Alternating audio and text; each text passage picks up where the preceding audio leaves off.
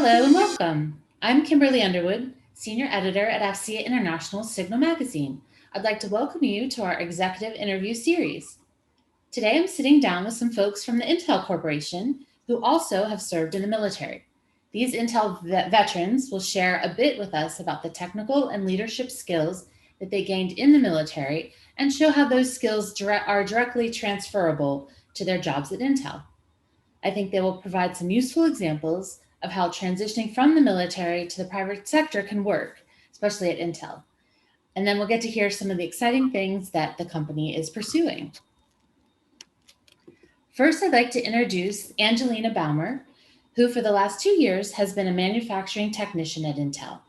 She is working in a secure manufacturing facility that Intel calls the Fab today, so she won't be on camera, but she served in the U.S. Air Force and the U.S. Air National Guard as a technical sergeant for about 18 years. Next, we have retired Lieutenant Colonel Jose Salome, a senior contract manager at Intel. Jose has been with the company for about 20 years, and he served for 23 years in the U.S. Air Force and the Air Force Reserves. Vernetta Dorsey has been in Intel for the last 7 years, and she's recently been promoted to Director of Product Security Governance. Prior to Intel, she served as an Army captain for almost 10 years. Then we have Vic Timchenko, who's the Vice President of the Data Platforms Group and the Director of the Platform Hardware Engineering Division at Intel. He has been with the company for 26 years, and he served for 11 years in the Army Reserves as a captain. Welcome to everybody. I'd like to start off by hearing a little bit more about Intel as a company and what it specializes in. People often think of Intel as the chip in their laptop, but what else should people consider? Why is Intel unique for national security and technology? And I also hear the company is working on emerging technologies as well, such as quantum computing. Vic, can we start with you? Yeah, thank you, Kimberly. We really are excited to be here. Thanks for inviting us. Intel is the one company on the planet that is an IDM, integrated device manufacturer.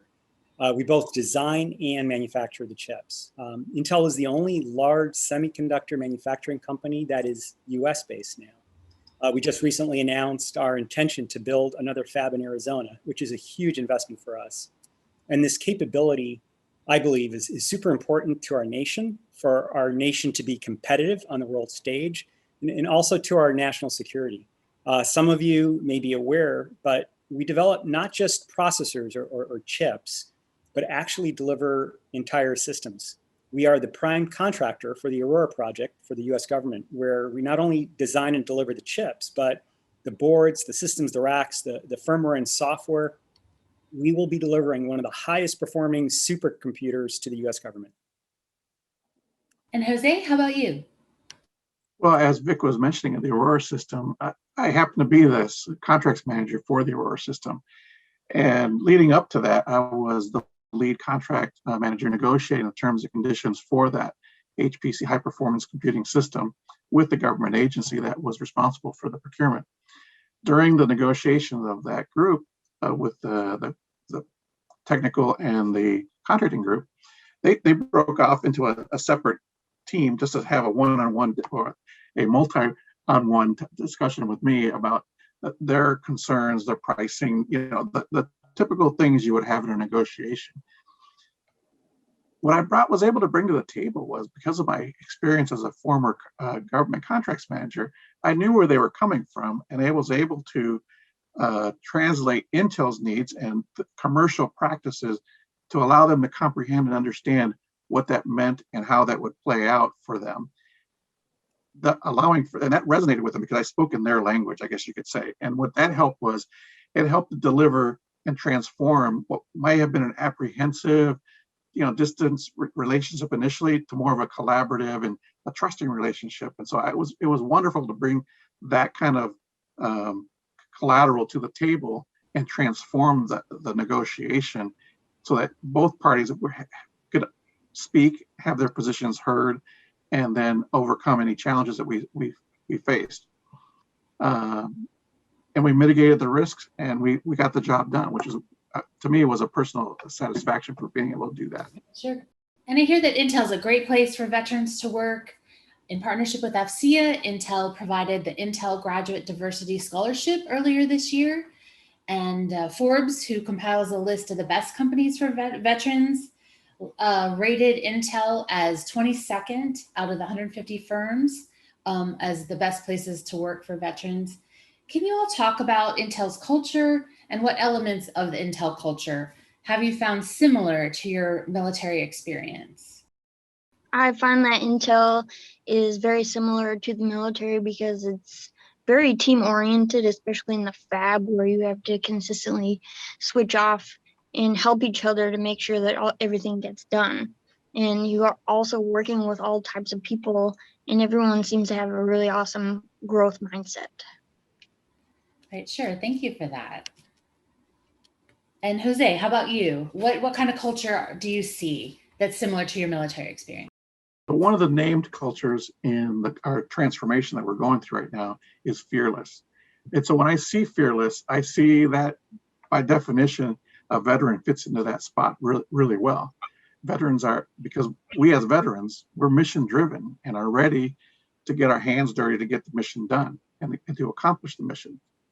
And, veterans are trained to face uncertainty, to understand adversity, and to manage through complex situations and be prepared to fall down potentially, but to get back up quickly and overcome the whatever's holding them back. Taking informed risks and to accomplish the mission is truly part of the job that I see veterans can offer Intel, and why it's a good fit for us. I'm smiling because Jose and I didn't compare notes in advance, and we work in very different parts of the company, but we came up with some very similar points. I believe that not only there is good alignment between Intel and the military's values, but our veterans are a key asset in driving our Intel culture forward. Intel has 5 culture elements. One Intel, fearless, being truthful and transparent, being customer obsessed, and being inclusive. I think these are reflected in the core values that are taught and valued in military service as well. For example, veterans are committed to the mission, to the team, and as leaders to our people. Super important. Veterans are courageous and aren't afraid to get their hands dirty to get the job done, as Jose said. Veterans understand the meaning of an Intel phrase, disagree and commit. In the military, I saw that it doesn't matter where you come from, your background, your ethnicity, your religion, socioeconomic status. We are all in this together and will help each other in getting the job done no matter what. And a quote often used here at Intel as well that I think relates. If it's not done with integrity, it's not worth doing. The people I have met in the military are some of the highest integrity people I have ever had the honor and pleasure of knowing and working side by side with.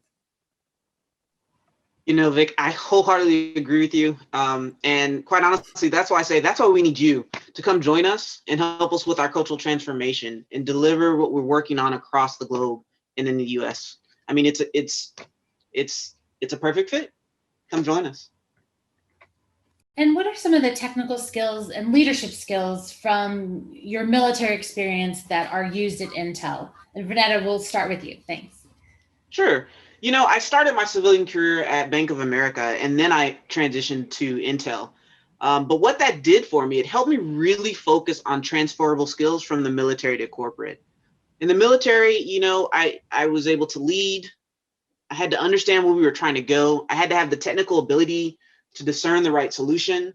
And also, during that whole time, make sure to stay creative, right? And with a solution that no matter what the constraints or the constantly changing environment, we'd still get the right thing done. Those skills, you see, I didn't say anything military in that statement. Those skills actually translate very well to our corporate environment. And I also, because I was a signal officer in the Army, I had a good understanding of old technology and new tech. And that's just that transformation of where we're going. That's helpful. And most importantly, I would say just being able to look at the big picture and figure out what we want to accomplish, distill that and go to work. And that's translates to the corporate environment for me. Right, sure. And Angelina, how about you? What military skills do you see transferring to your job as a manufacturing technician?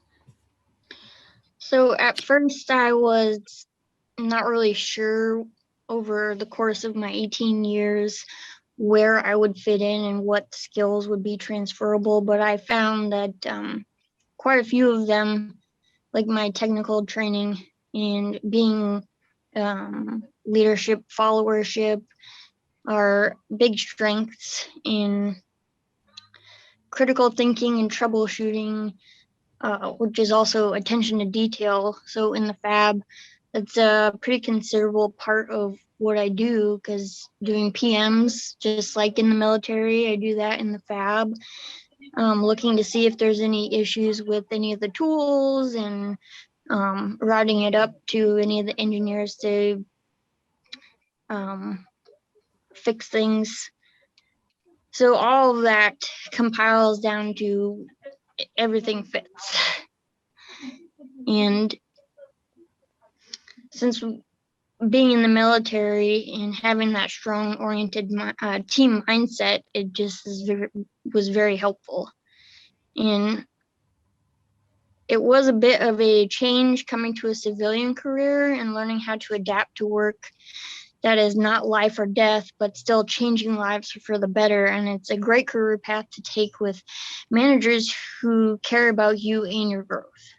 And I can see how that kind of attention to detail, would be well needed in the fab. Jose, how about you? Can you talk a little bit about kind of the experience that you've had in the military that applies to what you're doing? Oh, yes.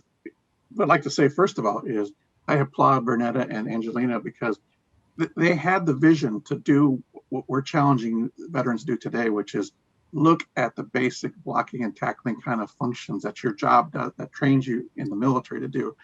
I didn't have that kind of vision because my job in the Air Force was I was a contracting officer doing acquisition. I was an acquisition professional. I was trained to get the best value for every taxpayer dollar we spent in a very regulated contract lifecycle process. That was my training, as in my last 15, 20 years of the service. And so I was able to take that and parlay it here at Intel because it's the same types of work you do here, using those same skills in awarding contracts to make sure you get the best value for the dollar spent for the shareholders. So for my first 10 years here at Intel, I was buying billion-dollar factories, building out the fabs. And then but then after 10 years doing that, when Intel Federal started up here at Intel, I was able to make the 100% switch and basically become a contract negotiator on the other side from the job I used to do. So for me, it's been an easier transition because it's just kind of a one-for-one. And that's why I applaud Bernetta and Angelina for the work that they've been able to do to actually make the translation work. Right, sure. And when you all were thinking about applying to a tech company like Intel, what were some of the myths about working in the corporate world that you found to be different than what you expected? And Jose, if we could go back to you. Thank you. Well, as I mentioned, as you mentioned, I was a reservist for like 12 years. And being here at Intel, one of the things I learned really quickly is that we leverage technology to our ability. So we have teams that are spread out all over the world, in Oregon and Arizona and California and Europe and Asia, but we can work together as one team. And so when I would go back to a base on my annual tour, I would say, hey, let's just get on the phone and do a phone conference or a video conference, in the office. And I would get pushback saying, no, that's a bandwidth hog. We can't do that. We have to, you have to fly there, or you have to, go across the base and do a face-to-face meeting. And so that was a cultural change that, I would have expected the military to be really good at because they're a global operation. But here at Intel, that's just part of our normal culture that we just do that as part of our business normally. And when I first got here, they gave us a notebook computer and everybody had one. And so that ability to leverage technology, even before these past years past couple of years with COVID, that has been, I think, the key in us being able to transition during the COVID, once it hit, to being able to transform quickly into a remote situation for those of us that are office workers like myself. Of course, like Angelina, who's in the fab, she had to continue that doesn't fit. But, this decentralized work culture is a norm for us. And, we leverage technology to the maximum to make these things work. And we have exceeded all expectations and delivered on outstanding results to our goals without skipping a heartbeat. And Angelina, how about you? What were some of the myths or impressions you had that turned out to be false once you got into the corporate world at Intel? I found that bosses are actually looking out for your best interests instead of being taskmasters, such as like if I mess up, they want to know how we can do better instead of making things more difficult for you or firing you or something. Well, unless it was really bad. And also the dress code makes life a lot easier when you don't have to dress a certain way to fit in. There isn't really that big of a dress code for my section. Right, sure, you don't have to worry about the uniform. Yeah, totally. No, I wanted to emphasize Angelina's point. Business casual at Intel is super casual, and I love that. Big plus for me. And then the other piece from a technology company is the bonus structure. We get both quarterly and annual bonuses when the company does well, and that's tremendous. And I definitely saw that difference between Bank of America and here. So it was really great from tech to finance. Yeah, I totally agree with the points being made. I've worked for several companies throughout my career. Prior to coming to Intel, I worked for a startup and also for an aerospace company. The startup was tough. Not sure when we would get our next paycheck sometimes, and no real deep expertise in some areas because we're kind of limited in the number of people we have. It was up to just a few of us to go figure it out. But we were a really close team and we got creative in getting the job done. On the other hand, the aerospace company that I worked for had deep pockets, and so paycheck was not a concern. And there's lots of technical expertise that I could leverage across the company. But I found was that sometimes it got a bit bureaucratic, impacting speed and agility. And example was I wasn't allowed to move an oscilloscope from one lab bench to another. That was someone else's job. And so when I came to Intel, I found it was really the best of both worlds. I was really happy to see that. Right, sure.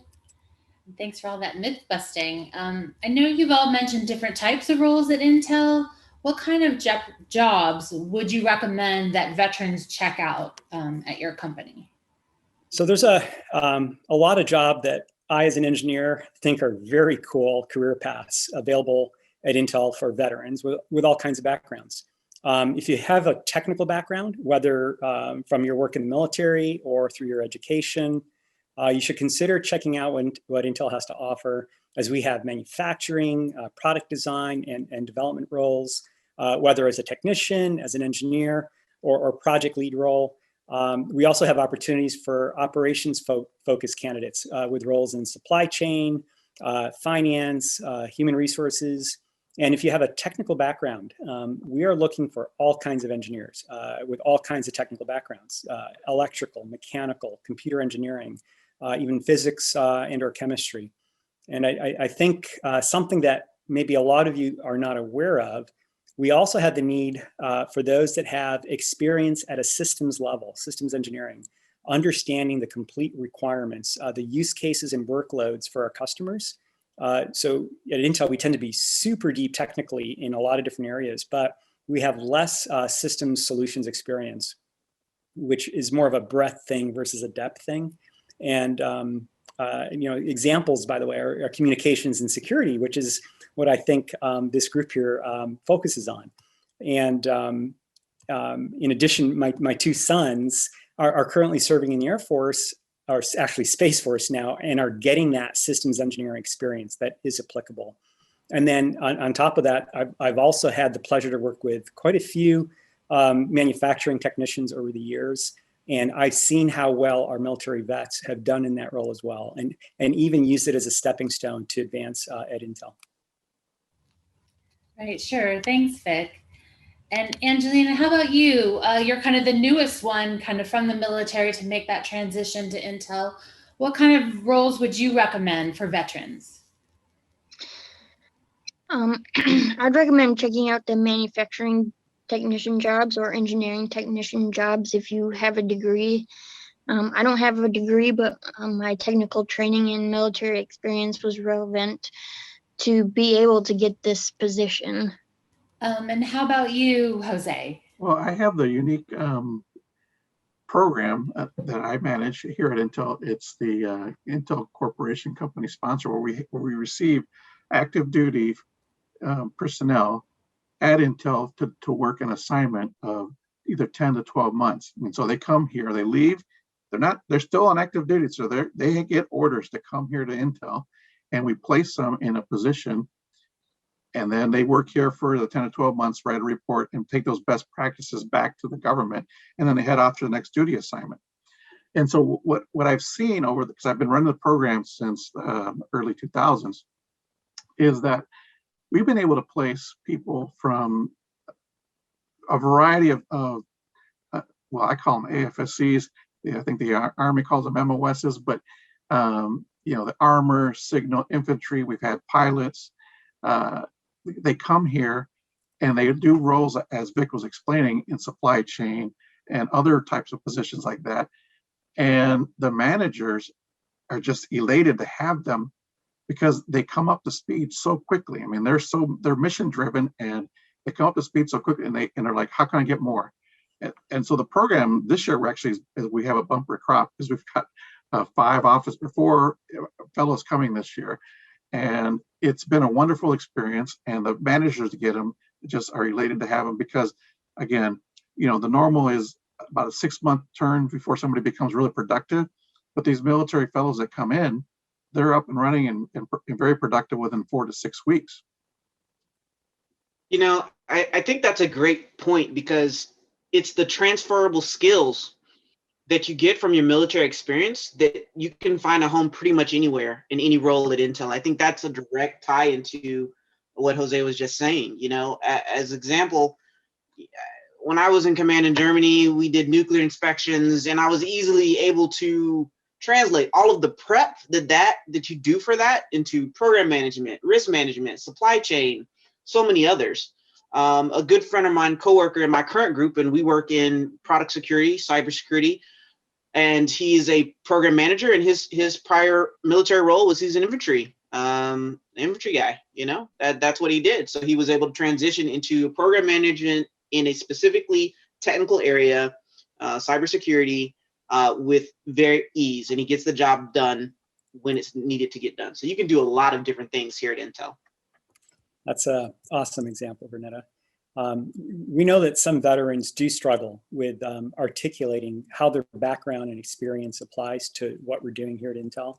Don't sell yourself short, and don't let people assume who you are based on their limited knowledge of you and the military. And heaven forbid their limited knowledge is based on some movie that they saw. Earlier, I talked about how well military values tie to Intel's values, and that is huge. Be sure to include your values in your resumes and talk about it in your interviews. I often don't see that brought up, and that's an opportunity lost. Also, besides culture and values, there are so many skills that are transferable, as we just heard, and effectively, in some of those, just to put a finer point on it, effectively leading and managing projects and people, taking care of and growing people as a manager, and just the importance of growth mindset, that's really valued here at Intel. The way we assess our people is in 3 major categories. 1, what results did you achieve? 2, how did you achieve those results, i.e. culture? And 3, what are you learning? How are you growing yourself? And so if you think about it, you've got a lot of those bases covered. And as Kimberly mentioned at the beginning, Intel has a good reputation as an employer of veterans, which is pretty strong. So bottom line, there is a high potential that you fit in here. Don't sell yourself short. Right, sure, that's great advice. And to wrap things up, I'd like to do a lightning round if we could. In just a few words, what is the best thing you think about working at Intel? And Angelina, we'll start with you. I'd say that they care about their people a lot, and it shows. And Jose, how about you? I would say that mobility in both careers and locations is outstanding here. I agree. It's a very, very large company with many opportunities across a wide range of technologies and industries with sites across the globe. You won't get bored. Yeah, yeah. I've worked at Intel 26 years now, and all in the data center group, which develops the servers, which is that's been used over these last couple of decades to build out the internet and creating this online world we all live in now. And we've implemented some of the highest technology in the world in doing so. So I feel like we've improved the lives of so many people across our planet. Right, sure. Well, thanks to you all, our great Intel panel of veterans, Angelina, Jose, Vernetta, and Vic. Thank you for speaking with us today. Thanks to all of you for joining us as attendees and listening in. For more information on jobs at Intel, please visit career.intel.com/TVXOW. And for more information about the Intel Graduate Diversity Scholarship at AFCEA, which closes May 31st, 2021, please visit afcea.org/site/Intel Graduate Diversity Scholarship. Thanks and have a good day.